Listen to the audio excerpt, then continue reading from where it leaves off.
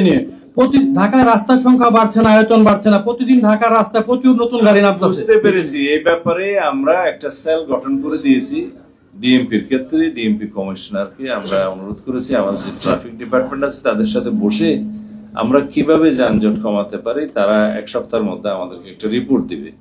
যেমন এখানে ব্যাটারি চালিত রিক্সার সংখ্যা সীমাহীন হয়ে গেছে।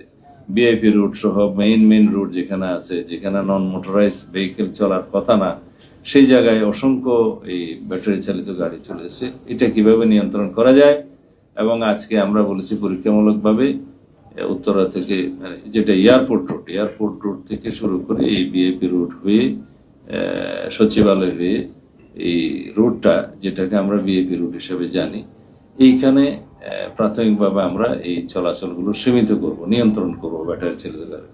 তারপর পরীক্ষামূলকভাবে আরেকটাতে যাব গ্রাজুয়ালি এইভাবে আমরা যানজট মুক্ত হওয়ার চেষ্টা করব। কি কারণে আমরা যানজট হচ্ছে সেটা আমরা অনেকেই জানি, তারপরেও আরো কিছু খুঁটিনাটি বিষয় আছে, এগুলো পরীক্ষা নিরীক্ষা করে আমরা বলছি একটা রিপোর্ট দিতে।